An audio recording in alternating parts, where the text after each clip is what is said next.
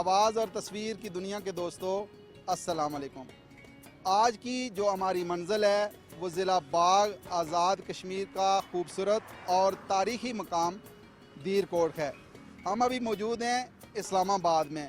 यहाँ से सफ़र करेंगे मरी एक्सप्रेस वे कवाला की तरफ और कवाला से हम जाएंगे खूबसूरत नज़ारे देखने दीर कोट। दीर कोट के चंद तारीख़ी हक़ाइक़ भी आपके सामने रखेंगे। आपने हमारे साथ ही जुड़े रहना है।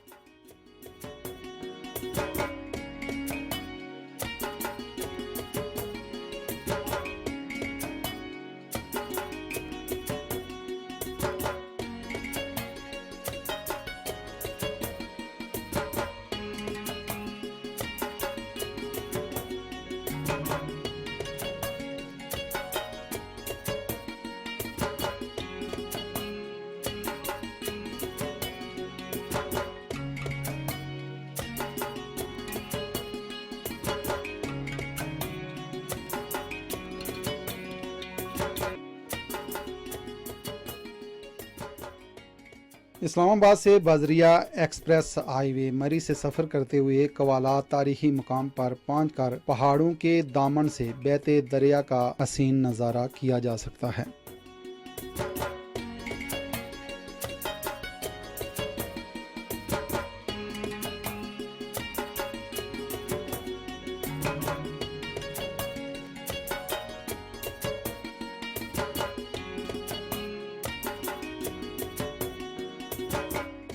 जी नाज़रीन, इस्लामाबाद से बारास्ता मरी हम सफ़र करते हुए कवाला के तारीख़ी मकाम पे पहुंच चुके हैं और कवाला के इस बाज़ार में, इस चौक से अगर देखें तो यहाँ से एक सड़क जाती है मुज़फ़्फ़राबाद की तरफ और दूसरी सड़क जाती है दीर कोट की तरफ। खूबसूरत रास्ते ये गवाही दे रहे हैं, इस बात की गमाज़ी हैं कि आज की जो हमारी मंजिल है वो बहुत खूबसूरत है। आइए चलते हैं दीर कोट की तरफ।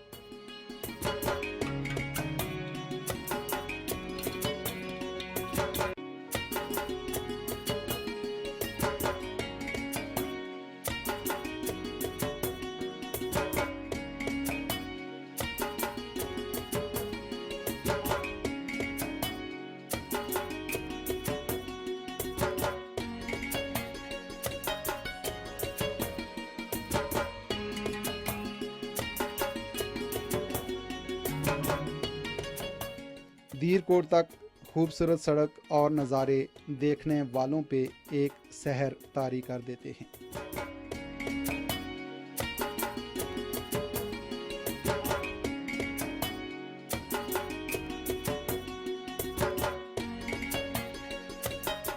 दीर कोट से पहले चमियाटी और दीगर खूबसूरत इलाके सायाओं को अपनी तरफ मुतवज्जो किए हुए हैं।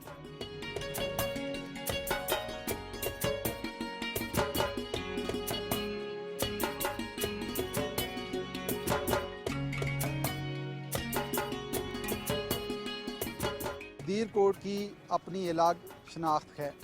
सियाहत के हवाले से दीर कोट कितना पुरकशिश है ये जानते हैं मेहताब अशरफ की ज़बानी।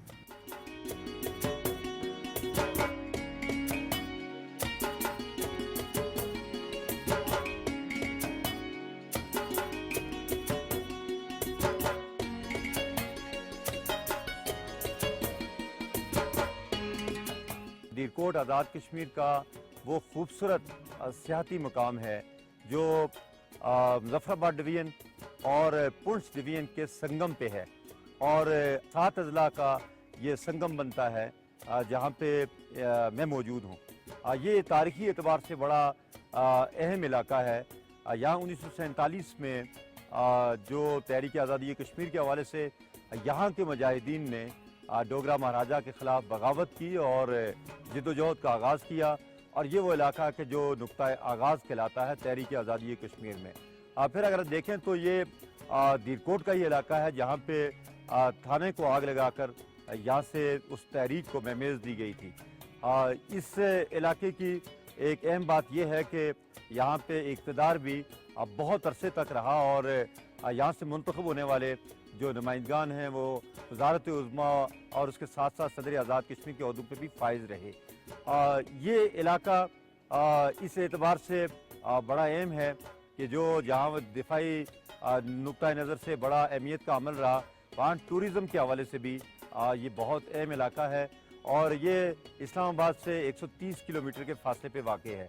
और इसी तरह से अगर आप देखें तो जो मुजफ्फराबाद है यहाँ से तकरीबन 1.25 घंटे की मुसाफत पे है। रावलाकोट यहाँ से जो डिवीजनल हेडक्वार्टर है वो 1.25 घंटे की मुसाफत पे है। और ये जो टूरिज़म का जो सबसे ज़्यादा फ़्लो होता है वो इन जो डिवीजन्स हैं, मुजफ्फराबाद डिवीज़न और जो पुंछ डिवीज़न है, यहाँ पे होता है। फिर इसकी एक ख़ास बात ये भी है कि ये आज़ाद कश्मीर को पाकिस्तान से मिलाने वाला जो कोहाला पुल है और बहुत मशहूर पुल है, उससे सिर्फ 30 मिनट की मसाफत पे ये दीरकोट का इलाका है। यहाँ पे लोग जो है वो बहुत मेहमान नवाज हैं। यहाँ के लोग जो है वो मेहनत मजदूरी करते हैं। जहाँ पे तहरीक आज़ादी कश्मीर में यहाँ के लोगों का बड़ा कंट्रीब्यूशन रहा, वहाँ पे तालीम के मैदान में एक बहुत इनकलाबी इक़दाम यहाँ के लोगों ने किए हैं। इसी तरह से ज़राअत के शोबे में लोग जो हैं उसके फ़रोग के लिए काम कर रहे हैं। अगर आप यहाँ पे देखें तो टूरिज़म के फ़रोग के लिए यहाँ का हर पीरो जवान नौजवान सारे लोग इसमें अपना एक किरदार अदा कर रहे हैं। दीरकोट जो सब डिवीज़न है ये 10 यूनियन काउंसिल पर मुश्तमिल है। 2 लाख से ज़ायद की आबादी है। यहाँ पे जो दीरकोट तहसील हेडक्वार्टर में बॉयज़ डिग्री कॉलेज है, इसी तरह से गर्ल्स डिग्री कॉलेज यहाँ पे मौजूद है। और इसके मुज़ाफ़ात में जिस तरह रंगला है, चिड़ाला का इलाके हैं, इसे चमन कोट है, हंस चौकी है, मल्लोट है, 20 पगला है और नीला भट्ट का एक बहुत मशहूर इलाका कि जहाँ से 23 अगस्त 1947 को वो मशहूर करारदाद मंजूर हुई थी, जिसके नतीजे में तहरीक आज़ादी कश्मीर का जो है वो सिलसिला शुरू हुआ।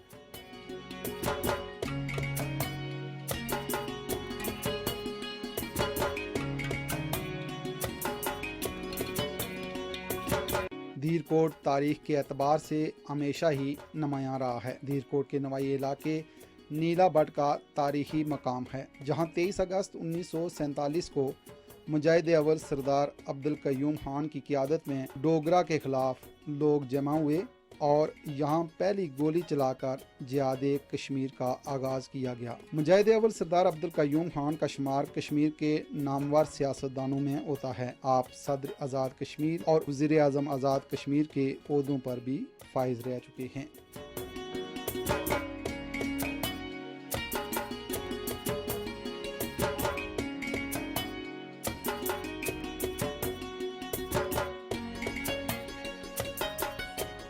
दीरकोट के हवाले से हम जानेंगे कि प्राइवेट सेक्टर में कितना काम जारी है और क्या होने जा रहा है और यहाँ सयाहों को किन किन सहूलियात की ज़रूरत है, ये जानते हैं कामरान महमूद से।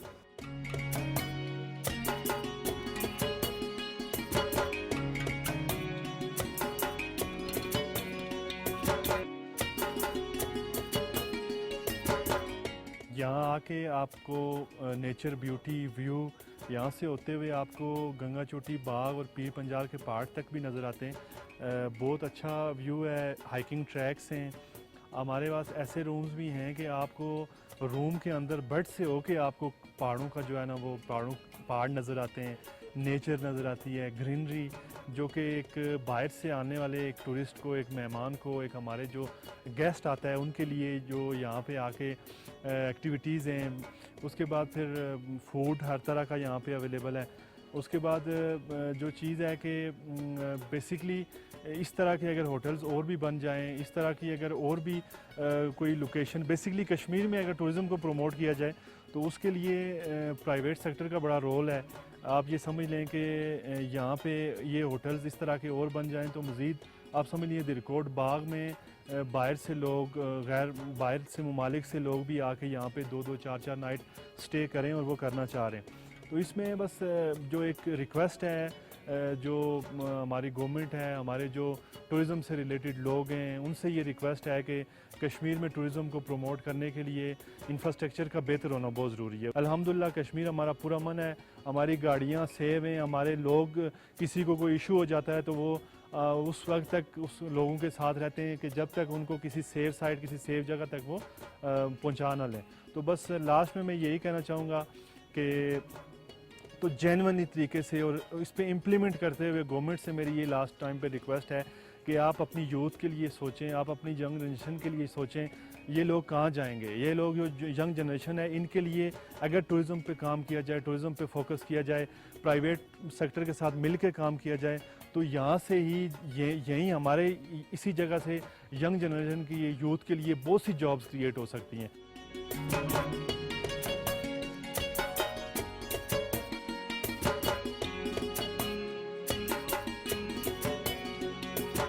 महकमा जंगलात का तारीखी रेस्ट हाउस, जिसमें पाकिस्तान की नामवर शख्सियात जिनमें मोहतरमा फातिमा जना, सदर पाकिस्तान जनरल मोहम्मद ज़ियाउल हक, कायद पाकिस्तान जनाब मोहम्मद मियाँ नवाज शरीफ साहब ने इस तारीखी रेस्ट हाउस में कुछ देर क़याम भी किया था।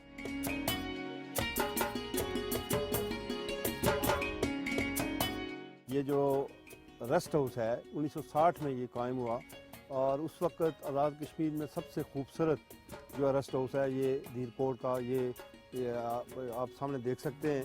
ये रेस्ट हाउस यहाँ कायम हुआ। इस रेस्ट हाउस में उस वक्त की पाकिस्तान की हुकूमत, वज़ीर आज़म, सदर पाकिस्तान और बिलखुसूस उस वक्त के जो है जनरल ज़ियाउल हक साहब यहाँ तशरीफ़ लाए, यहाँ मियाँ मोहम्मद नवाज शरीफ तशरीफ़ लाए और 1960 में फातिमा जना यहाँ रुकी इस रेस्ट हाउस में। और ये बहुत खूबसूरत जो है वो मुकाम है, सियाती मुकाम है आज़ाद कश्मीर का। यहाँ इस रेस्ट हाउस में जितनी गर्मियों के दौरान कभी पंखा यहाँ नहीं इस्तेमाल होता और बहुत खूबसूरत इलाका है।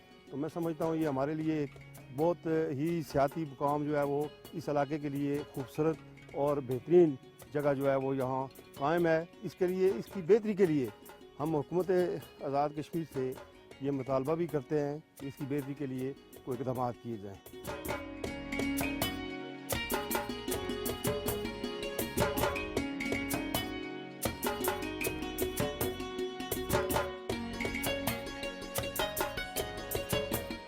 इस तारीखी इलाके में 1960 में मादरे मिल्लत मोहतरमा फातिमा जना ने दौरा किया और उस वक्त उन्होंने इस इलाके के लिए वोकेशनल सेंटर का ऐलान किया। दीरकोट की तरक्की और सायाओं को सहूलियात के लिए प्राइवेट सेक्टर में भी लोगों की दिलचस्पी नज़र आ रही है। ये दीरकोट जो शहर है, यहाँ एक हज़ारों की तादाद पे आबादी मुश्तमिल है। छोटे छोटे गांव तहसील दीरकोट के सारे ही उनका वाहिद जो मरकज़ है वो दीरकोट शहर है। और यहाँ के जो लोग हैं इनकी सबसे जो बड़ी खूबी है ये मेहमान नवाज हैं और आने वाले जो सियाह हैं पाकिस्तान से उनका भरपूर इस्तकबाल करते हैं। और आज़ाद कश्मीर के अंदर ये वाहिद शहर है दीरकोट जो सिर्फ 2.5 घंटे की मुसाफत पे इस्लामाबाद से वाक़या है। मौसम के अतबार से भी पूरे कश्मीर के अंदर इसकी एक अपनी नोयत है। और यहाँ के जो हमारे ताजर हजरात हैं वो अपने मेहमानों का यहाँ बहुत ख्याल रखते हैं, मेहमान नवाजी के हवाले से भी। और उनकी पूरी कोशिश होती है कि जो बाहर से हमारे मेहमान आए हम उनको रिलीफ भी दें, उनका इस्तकबाल भी करें।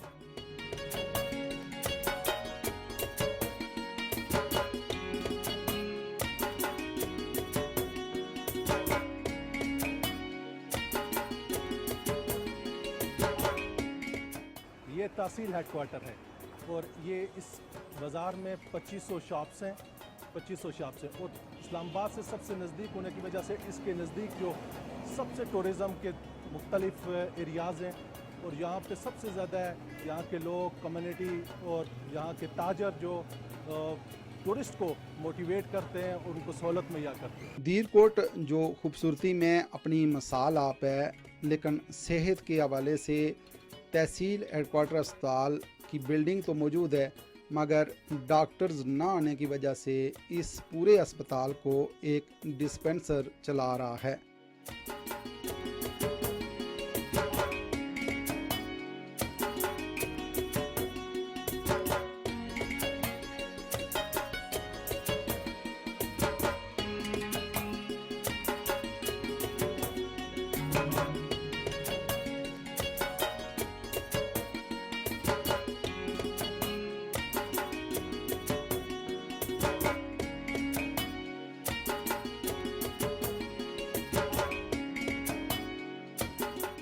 ज़राअत किसी भी मुल्क में रीढ़ की हड्डी की हैसियत रखती है। पीरकोट की ज़मीनों की बात की जाए तो ये भी सोना उगलती नज़र आती हैं। पीरकोट में हम ऐसे शख्स से आपको मिलवाने जा रहे हैं जिनकी उम्र 70 साल है, और इस उम्र में भी जिस तरीके से उन्होंने ज़राअत के हवाले से काम किया है, जैतून और दीगर सब्ज़ियात के हवाले से जानते हैं बुज़ुर्ग शख्सियतें मेहताब ज़मान साहब।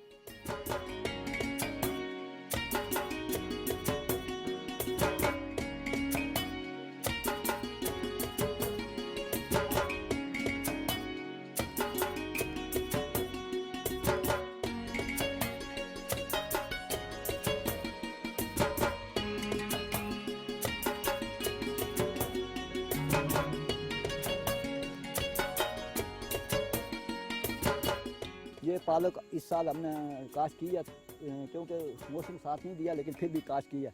इसके साथ साथ ये हरी मिर्चें हैं, तकरीबन हर साल हम फरोख्त भी करते हैं, खुद भी इस्तेमाल करते हैं पूरी साल। इस साल सेब का फल इतना अच्छा नहीं आया, लेकिन फिर भी माशाल्लाह काफ़ी बेहतर है। ये आपके सामने ही है।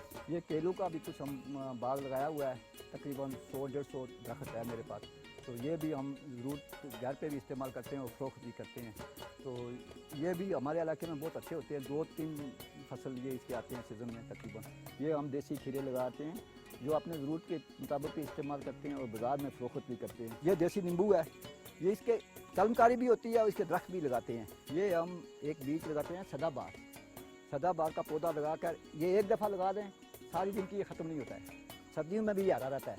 और इसके साथ सदाबहार वो छोटी छोटी फलियाँ आती हैं और बहुत टेस्टी, इसके अचार भी बनता है और खाने के लिए भी इस्तेमाल होती हैं। ये जो अंजीर की कलमकारी 3 साल पहले की थी, इसे आप बहुत अंजीर हमने निकाले हैं आज इस दफ़ा, लेकिन यहाँ खुश करने का कोई सिस्टम है, जिसकी वजह से हमें दुश्वारी हुई है। लहसुन काश्त करता हूँ बगैर खाद के, ये हम देसी खादें इस्तेमाल करते हैं, वो दूसरी खादें नहीं इस्तेमाल करते।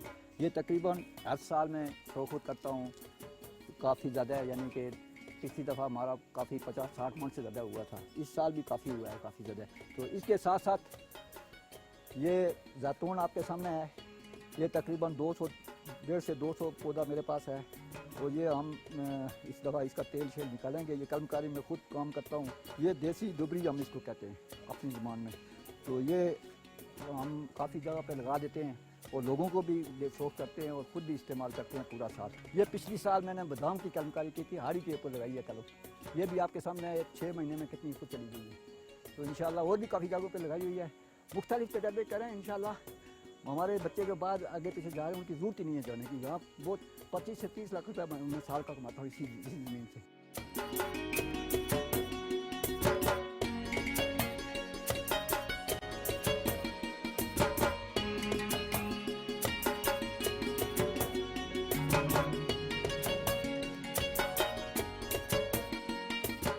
धीरकोट में ज़राअत के साथ साथ शहद पे भी बड़ा काम काज किया जा रहा है और ये घरेलू सनत बनती जा रही है।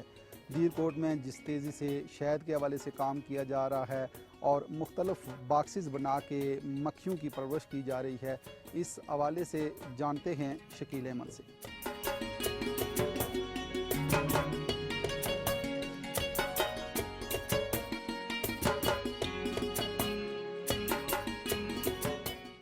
ये मेरा हनी बी का फार्म है, ये आप देख सकते हैं। इस तरह के डब्बों में हम इनको आबाद करते हैं। बुनियादी तौर पर ये शहद की मक्खियों की एक ऐसी वैरायटी है जो सिर्फ हमारे पहाड़ी या इन ठंडे इलाकों में पाई जाती है, यानी पाकिस्तान में KPK में और AJK में ये पाई जाती है। अच्छा, इसको जब एक ट्रेडिशनल तरीके के तहत रखा जाता था तो वो घरों में या मटके के अंदर कहीं इसको आबाद करते थे, जिससे इसकी देखभाल मुमकिन नहीं होती थी और ये अमूमन भाग जाती थी। लेकिन इसको जब हम इस तरह जदीद बॉक्स में और जदीद साइंटिफिक टेक्नोलॉजी अप्लाई की है, तो हम इसको इस तरह रखने में कामयाब हुए कि हम इसको देख सकते हैं और इससे बहुत सारे फ़वाइद हासिल कर सकते हैं। बुनियादी तौर पर इसका जो शहद है वो महंगे तरीन शहद में पाकिस्तान के जो हैं उनमें एक शहद ये है। और ये इसके महंगे होने की वजह यह है कि ये हमारे इन पहाड़ी इलाकों और जंगलात में जो जड़ी बूटियाँ पाई जाती हैं, ये शहद सिर्फ उन जड़ी बूटियों से बनता है।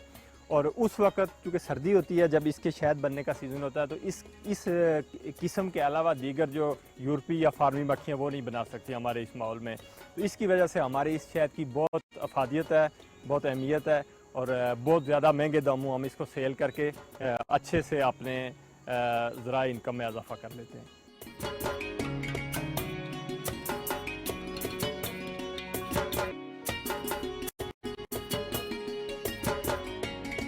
कि मोहम्मद से वफा तूने तो हम तेरे हैं, ये जहाँ चीज़ है क्या लोहो कलम तेरे हैं। धीरकोट बहुत ही तारीखी मुकाम है हर हवाले से। जिस तरीके से तहरीक आज़ादी कश्मीर और आज़ादी के हवाले से ये एक अपना मुनफरिद मकाम रखता है, इसी तरीके से इश्क़ मुस्तफ़ा सल्लल्लाहु ताला अलैहि वसल्लम और इल्म के मैदान में भी ये अपना पूरे आज़ाद कश्मीर नहीं पूरे मुल्क के अंदर अपना एक इनफरादी मुकाम रखता है। और इसकी बुनियादी वजह यह है यहाँ पर अल्हम्दुलिल्लाह इसके अतराफ़ में सूफिया इकराम के आस्थाने हैं। ये जो आप हमारे सामने मस्जिद देख रहे हैं, ये मस्जिद भी उस्ताद जी की ज़िंदगी का एक यूँ समझें कि शाकार है जो आपने नौजवानों के लिए छोड़ा है। तो नौजवान भी कोई दीन से बाहर नहीं है, अल्हम्दुलिल्लाह पहले से ज़्यादा नौजवान एक्टिव हैं, इल्म रखने वाले हैं, समझ रखने वाले हैं और अंदरूनी और बैरूनी मामलात से वाकिफ़ हैं। फाले आज़ा हम उनको दीन से किसी भी लिहाज से दूर तो नहीं कह सकते, अलबत्ता जो आने वाले वक्त के अंदर मुख्तलिफ़ किस्म के मसाइल और मामलात हैं उसमें आज का नौजवान जो है वो उस नहज पे नहीं है जिस तरह पुराने दौर के अंदर थे। आज हर शख्स अपनी एक राय रखता है, अपना एक इज़हारी ख्याल रखता है और उसके मुताबिक वो अपनी ज़िंदगी बसर करना चाहता है। हर लिहाज से नौजवान भी जो है वो मैदान अमल के अंदर हैं, तो जो जिसको फॉलो करना चाहता है वो उसके साथ चल रहा है। अल्हम्दुलिल्लाह दीनी माहौल और दीनी रवादारी का माहौल जो है वो सबसे बेहतरीन है धीरकोट के अंदर।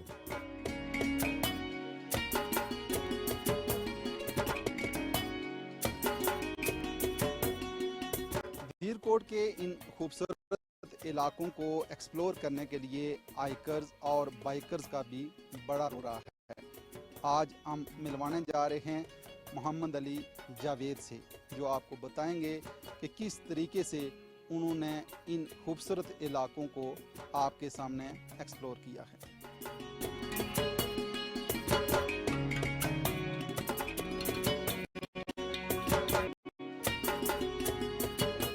टाइम हम धीरकोट में मौजूद हैं और ये ऐसा मकाम है कि ऐसे मकामात चंद एक जगह पे पाए जाते हैं कि जहाँ आपको सारे मौसम मिलते हैं और यहाँ पे स्नो फॉलिंग भी होती है और बहुत खूबसूरत मकाम है, जंगल हैं और हवा ऑक्सीजन बहुत आपको मिलती है। जो अक्सर कहते हैं कि जी बीमार हैं, बीमार इधर हैं तो मेरे ख्याल से इधर जल्दी सेहतयाब होंगे। और ख़ास तौर पे जो स्नो सीज़न होता है कि लोग गलियात या इधर उधर जाते हैं तो वहाँ उनको बड़े मसाइल आते हैं, गाड़ियाँ फंस जाती हैं, होटल के रूम्स बहुत एक्सपेंसिव पड़ते हैं सारा। तो मेरे ख्याल से मैं ये रिकमेंडेशन दूँगा कि यहाँ आएँ, सर्दियों में भी आएँ, स्नोफॉल भी आपको मिलेगी, मौसम भी अच्छा मिलेगा और जो इधर गेस्ट हाउसेस वगैरह हैं उनके इकोनॉमिकल रेट्स हैं और यहाँ इको टूरिज़म पे भी काम काफ़ी हो रहा है, प्लांटेशन हो रही है। तो मेरे ख्याल से आपको एक दफ़ा ज़रूर विज़िट करना चाहिए। तो मेरी तरह आप भी कहेंगे कि जी हाँ बार बार आएँ।